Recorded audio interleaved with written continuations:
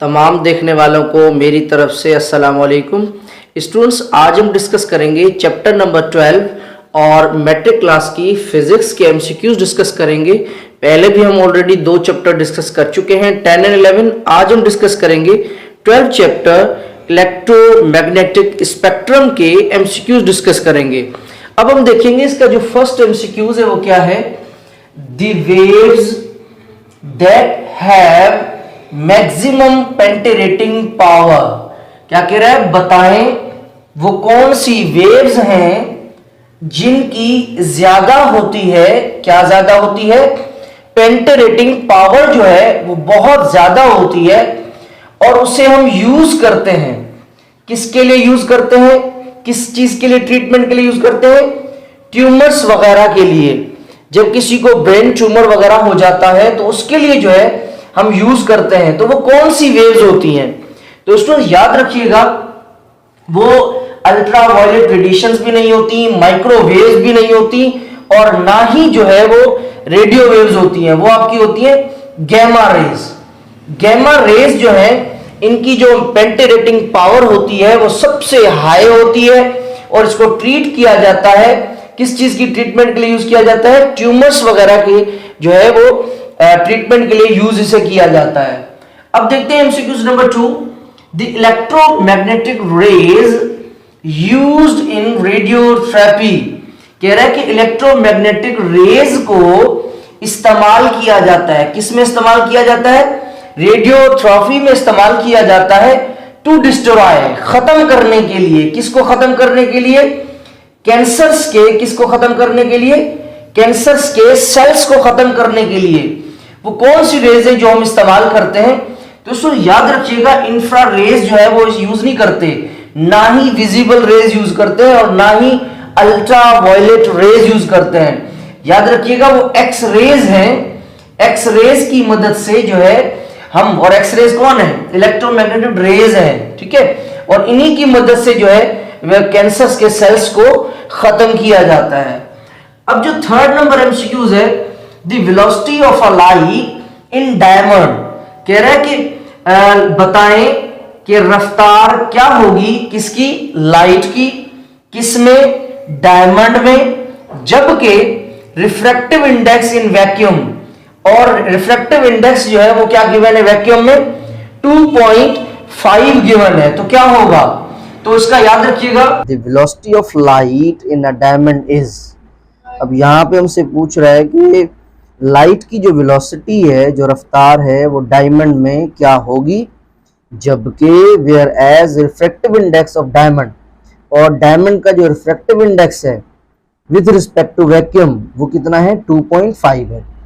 अब हमें पता है कि जो रिफ्रैक्टिव इंडेक्स है वो जब मालूम की जाती है, या उसका जो फॉर्मूला है वो क्या है, velocity of light in vacuum divided by velocity of light in medium. ठीक है, अगर हमें किसी की भी रिफ्रैक्टिव इंडेक्स मालूम करनी होती है या उसकी वेलोसिटी मालूम करनी होती है, तो हम क्या करते हैं कि velocity of light in vacuum के साथ वो वैल्यू डिवाइड कर देते हैं। तो अब इसका फार्मूला बनाते हैं। रिफ्रैक्टिव इंडेक्स को इस साइन से शो किया जाता है, ईटा, और ये एक लैटिन वर्ड है। यूनान मुल्क में जो जबान बोली जाती है उसे हम कहते हैं ग्रीक या लैटिन, तो ये उस जबान का वर्ड है ईटा। और यहाँ पे velocity of light in vacuum ये आपका सेम, ठीक है, या एयर। अब हमें मालूम किसमें करनी है, velocity of light in diamond. तो जो भी चाहिए होती है हम उससे हम क्या कर देंगे, डिवाइड कर देंगे। तो मैंने लिखा है velocity of light in diamond. अब हमें, अब फार्मूला क्या है, n is equal to C by V, eta is equal to C by V. अब हमें इन तीनों में से क्या चाहिए, हम किस में इंटरेस्टेड हैं, अब हम इसमें इंटरेस्टेड है वी में। ईटा जो रिफ्रैक्टिव इंडेक्स वो हमने पुट कर दिया। स्पीड ऑफ लाइट की क्या वैल्यू है, 3 × 10⁸, वो हमने वैल्यू पुट कर दी। और उसके बाद v, ये v तो हमें चाहिए, ठीक है। अब जो चीज चाहिए होती है हम उसे अकेला करते हैं अकॉर्डिंग टू मैथमेटिक्स गुंडागर्दी। अब यहाँ पे 2.5 और ये v, अब हम क्या करेंगे, v को इधर लेके आ जाएंगे और इस वैल्यू को इधर ले आएंगे। तो देखिए 2.5 को v की जगह और v को 2.5 की जगह, तो देखिए v आपका यहाँ पे आ गया और ये वैल्यू यहाँ पे आ गई। देखिए v is equal to 3 × 10⁸ upon 2.5। अब देखिए इन दोनों वैल्यूज को हम आपस में क्या कर देंगे, डिवाइड कर देंगे। तो जब डिवाइड करेंगे तो हमारे पास वैल्यू आएगी 1.2 इंटू 10⁻⁸ मीटर पर सेकेंड। इसका मतलब ये हुआ कि अगर रिफ्रैक्टिव इंडेक्स वैक्यूम में 2.5 है तो जो लाइट की जो रफ्तार होगी डायमंड में, that should be the 1.2 into 10⁸ metre per second. ठीक है, इसका जो राइट ऑप्शन होगा वो आपका ए ऑप्शन होगा। सही है, ओके जी। उसके बाद अब डिस्कस करते हैं number 4 MCQs. The group containing only electromagnetic waves. कह रहा है कि आपके पास A B C and D 4 options है, इनमें से ये एक ग्रुप गिवन है। आपने ये बताना है कि इन चारों ऑप्शंस में से वो कौन सा ग्रुप है जिसका ताल्लुक इससे है, किससे है, इलेक्ट्रोमैग्नेटिक वेव से है। अब ये हमें पता है कि इलेक्ट्रोमैग्नेटिक वेव्स कौन सी होती हैं, इसका पता होना हमारे लिए बहुत जो है वो जरूरी है। अब इलेक्ट्रोमैग्नेटिक वेव्स, उन वेव्स को कहा जाता है, ऐसी वेव्स जो मीडियम पे डिपेंड ना करें, ऐसी वेव्स जो मीडियम डिपेंडेंट ना हो, ऐसी वेव्स को हम क्या कहते हैं, इलेक्ट्रोमैग्नेटिक वेव्स कहते हैं। ठीक है, अब हम देखते हैं कौन कौन सी है। अब देखिए इसमें जो पहला ऑप्शन है, अब इसमें अगर एक और दूसरे ऑप्शन में एमसीक्यू ऑप्शंस में देखें, यहां पे जो है साउंड वेव्स गिवन है, और इसमें भी देखें यहां पे नीचे बी ऑप्शन में यहां भी साउंड वेव्स गिवन है, और उसके अलावा अगर डी को देखा जाए तो डी में भी जो है वो साउंड वेव्स गिवन है। तो आपको पता है स्टूडेंट्स कि जो साउंड वेव्स होती हैं वो ऐसी वेव्स होती हैं, साउंड को ट्रेवल करने के लिए मीडियम की जरूरत होती है। तो साउंड जो है वो मीडियम डिपेंडेंट है, और ये ऊपर क्या कह रहा है, इलेक्ट्रोमैग्नेटिक वेव्स का ग्रुप बताएं, तो इसके अंदर तो साउंड वेव मौजूद है, तो ये तो ऑप्शन होगा ही नहीं। और डी वाला अगर देखें तो ये भी ऑप्शन नहीं होगा, क्योंकि इसके अंदर भी साउंड वेव्स मौजूद है। तो साउंड वेव्स को तो हम मैकेनिकल वेव कहते हैं। साउंड वेव कौन सी वेव्स होती है, मैकेनिकल वेव होती है, जिसको मीडियम की जरूरत होती है। तो हमें कौन सी बतानी है, जो मीडियम पे डिपेंड नहीं करती, तो ये भी ऑप्शन नहीं होगा। उसके अलावा अगर ये वाला ऑप्शन देखें, ये वाला भी नहीं होगा, क्योंकि इसके अंदर भी साउंड वेव्स गिवन है। ठीक है, अब ए वाला देखें, लाइट वेव्स, बिल्कुल लाइट वेव जो है आपकी इलेक्ट्रोमैग्नेटिक वेव्स होती हैं, क्योंकि इनको मीडियम की जरूरत नहीं होती। रेडियो वेव्स, ये भी ठीक है बिल्कुल। माइक्रोवेव्स, ये भी बिल्कुल ठीक है। तो इसका जो फर्स्ट ए ऑप्शन होगा वो जो है इसका करेक्ट होगा। ठीक है, अब next MCQs number 5। The list shows electromagnetic waves. कह रहा है कि नीचे कुछ ऑप्शंस मौजूद है और ये शो कर रही है, क्या शो कर रही है कि हम कौन है, इलेक्ट्रोमैग्नेटिक वेव्स हैं इन ऑर्डर। मगर आपने क्या बताना है, ऑर्डर में बताना है, तरतीब के हिसाब से बताना है। क्या बताना है, ऑफ एन इंक्रीजिंग, जिनकी आहिस्ता आहिस्ता बढ़ती है, क्या बढ़ती है, वेवलेंथ। इसका मतलब यह हुआ कि आपके पास 4 ऑप्शंस मौजूद हैं, आपने हमें क्या बताना है कि ऑप्शंस के हिसाब से बताना है कि कम से कम, क्योंकि ऑर्डर देना है ना, ऑर्डर में पहले क्या करते हैं, पहले कम, फिर उससे ज्यादा, फिर उससे ज्यादा, फिर उससे ज्यादा। तो इसी तरीके से हमने ऑप्शंस हमारे पास गिवन है, हमने बताना है कि सबसे से कम वेवलेंथ किसकी होती है, फिर उससे ज्यादा, फिर उससे ज्यादा, फिर उससे ज्यादा। तो स्टूडेंट्स ऑप्शंस को देखें थोड़ा। यहां पे सबसे पहले गिवन है माइक्रोवेव्स, एक्स-रेज और गैमा रेज। तो इससे पहले मैं आप लोगों को एक चीज बता दूं कि याद रखिएगा कि गैमा जो रेज होती हैं, गैमा रेज की जो वेवलेंथ होती है वो सब रेज से कम होती है। कम से कम जो वेवलेंथ होती है वो किसकी होती है, गैमा रेज की होती है। और उसके बाद अगर दूसरा देखें तो एक्स रेज जो है उनकी जो वेवलेंथ होती है वो थोड़ी गामा रेज से ज्यादा होती है, और उसके बाद माइक्रोवेव्स की थोड़ी उससे ज्यादा होती है, और उसके बाद रेडियो वेव्स जो है उनकी फिर वेवलेंथ जो है और थोड़ी ज्यादा होती है। तो इन ऑप्शंस को हम देखते हैं कि सबसे पहले माइक्रोवेव नहीं, सबसे पहले कम से कम गैमा रेज। तो हम देखेंगे कौन सा ऐसा ऑप्शन है जिसमें पहले गैमा रेज है। तो देखिए ये डी वाला ऑप्शन, पहले देखिए कौन है, गैमा रेज, कम से कम वेवलेंथ, बिल्कुल सही है। उसके बाद किसकी होती है, एक्स रेज की कम होती है, पहले इसकी सबसे ज्यादा कम, इसकी थोड़ी उससे ज्यादा, और उसके बाद किसका ऑर्डर होता है, फिर उसके बाद जो है एक्सरेज से ज्यादा जो वेवलेंथ होती है वो किसकी होती है, माइक्रोवेव्स की होती है।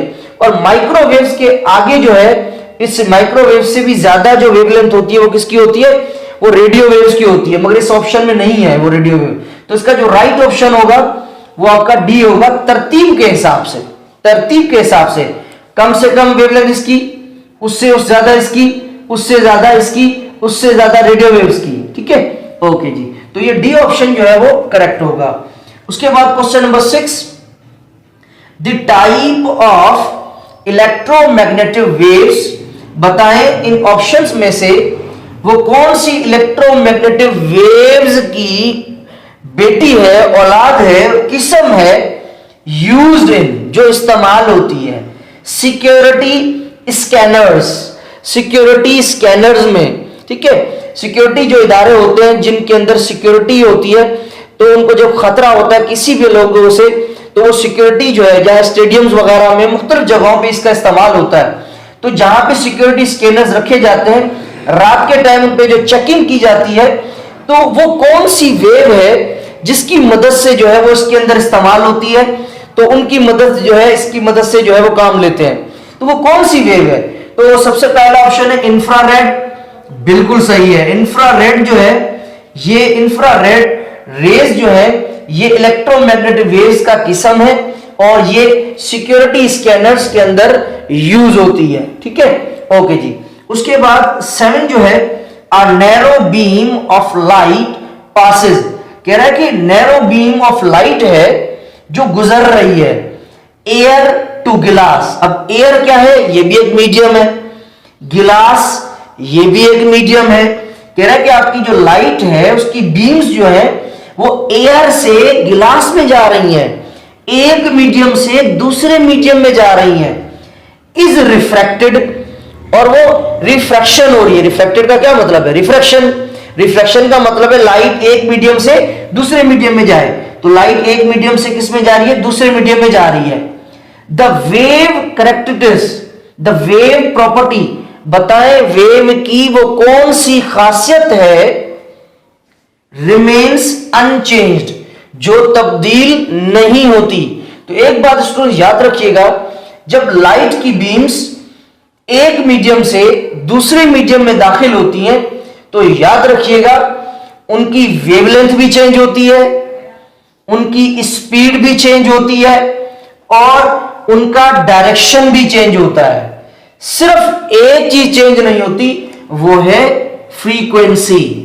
जब आपकी लाइट की बीम्स एयर से गिलास में जाएंगी, एक मीडियम से दूसरे मीडियम में जाएंगी, रिफ्रैक्शन होगी, तो एक चीज जो है वो चेंज नहीं होगी, और वो होगी फ्रीक्वेंसी। बाकी डायरेक्शन भी चेंज होगा, स्पीड भी चेंज होगी, और वेवलेंथ भी चेंज होगी।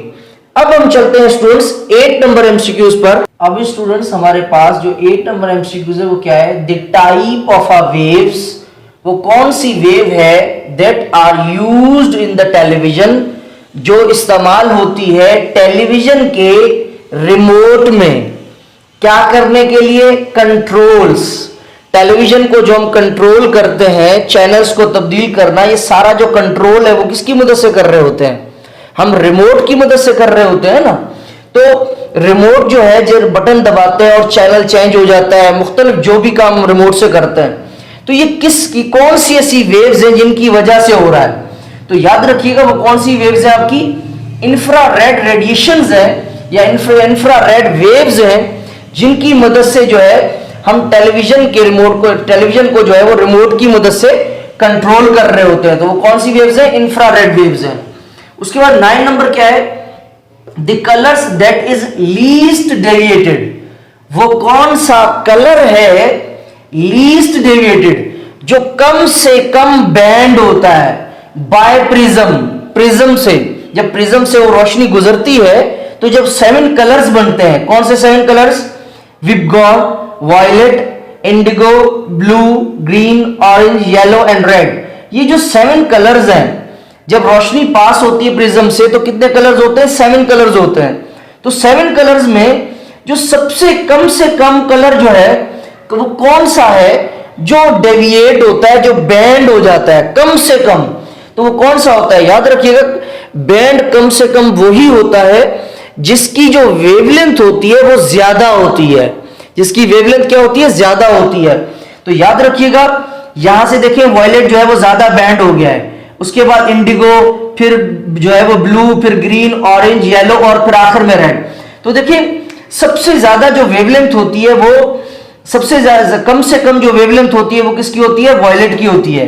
उसके थोड़ी से ज्यादा इंडिगो की, थोड़ी से ज्यादा ब्लू की होती है, इन तीनों से ज्यादा ग्रीन की होती है, ग्रीन की इन पीछे वालों से ज्यादा होती है, फिर ऑरेंज की इन सब पीछे वालों से ज्यादा होती है, येलो की इन सब से ज्यादा होती है। तो सबसे जो ज्यादा से ज्यादा जो वेवलेंथ है वो किसकी होती है?